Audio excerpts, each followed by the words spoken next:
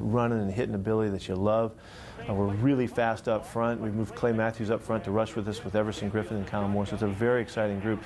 I think we'll determine our effectiveness by the way we take the ball away from people. We're going to be solid. We're going to do the right things and be in good positions and stuff, but how big of a factor will show in our ability to take the ball away from our opponents, and that wasn't quite as good as it's been in the last couple of years. I'm hoping we can get back on track for a lot of turnovers and score some points and do the things that the great defenses do. I know how you hate to look ahead. But I'm going to ask anyway. The 13th at the Coliseum. It's Ohio State. It's USC. These have been. That's after the opener against Virginia, right? Yes, that is after the opener. But what this? They have a great game coming up in the opener against Virginia. On the road, matter of fact. Yes. We're going back there. Yeah, I know. One game at a time. I know all about it. But as far as what the game means to college football on a large scale, it won't mean anything to college football if we don't win our first game. I'll tell you that. We got to win our opener, and then we'll come back and we have a bye week to play our home opener, which would be it's an awesome opportunity to again prepare for a great game. But these are the games that make our program. These are the games that make us year to year. You know, you have to undertake these challenges and then win, and then use that to propel you into the next game and the next game. And when you do that well, it just makes you so strong. And I love this opportunity to start this strong, because if we get it done, then man, look out, we'll be a really good team.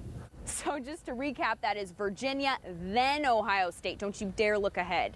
Speaking of the Cavaliers, by the way, FSN is going to be in Charlottesville with the Trojans for that game. We'll tell you more about our plans a little bit later on in the show. First, though, we were also at the spring game back in April, where Pete Carroll gave us an all-access pass.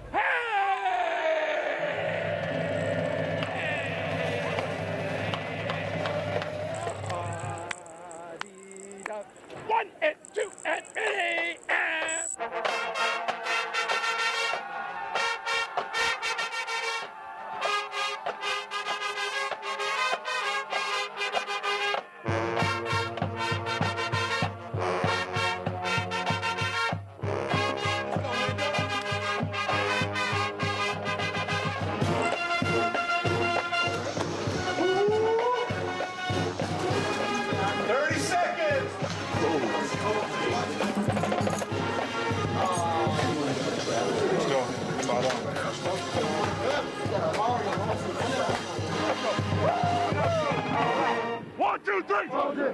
Let's go. Man, wartime. Let's go. Wartime, let's take it outside.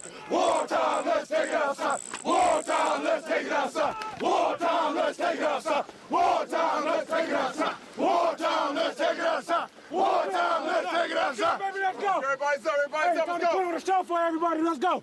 I show what you got. That's me telling, let's go. Trojans on three. 1, 2, 3. Trojans!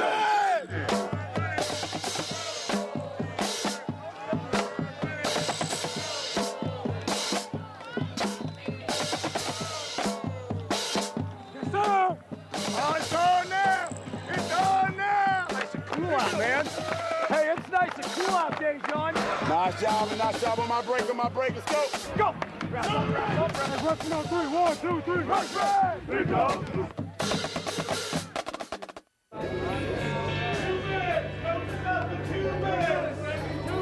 Remember, guys, short sideline when we take the field. We're back in the goddamn posse out. Let's go, y'all. Get it up. Let's go.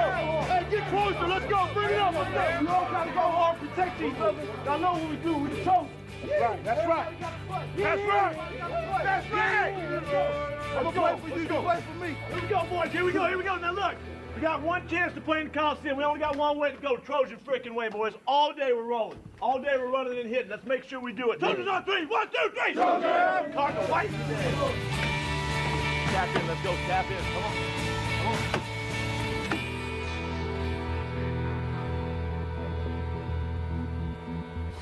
Still to come, we go back to the action at USC's spring football game. Hit him in the mouth, Kush! But up first, meet Rocky Seto. Grateful for where he is, but more importantly, how he got there.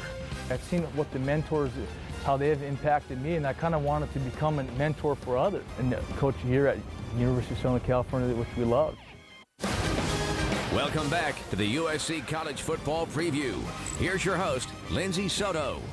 USC's coaching staff is littered with big names. Pete Carroll, obviously, but there's also Ken Norton Jr., Nick Holtz, Steve Sarkisian, Most football fans are probably at least familiar with those names. The same probably can't be said for Rocky Seto. He flies a little bit more under the radar, but he's got a great story. He started off here at USC paying his own way as a walk-on. Now he's getting paid to call the shots in their secondary. Here's Patrick O'Neill. This Dreams Realized Profile segment is brought to you by the World Financial Group, helping you move from dreaming to doing. It's real now, boys. Go, go, go. You know what's happening and believe it. Get your minds right to play baseball all day long today. You guys earned the right to be here. TV's on 3. 1, 2, 3. TV. Before every USC football game, the presence of Rocky Seto is impossible to ignore. Jump on it. Take care of business. I don't know, I just think the excitement, the enthusiasm for the game and be around the guys that we get to work with, the players and the coaches, and I feel like I'm the luckiest guy in the world and I have the best job in the world.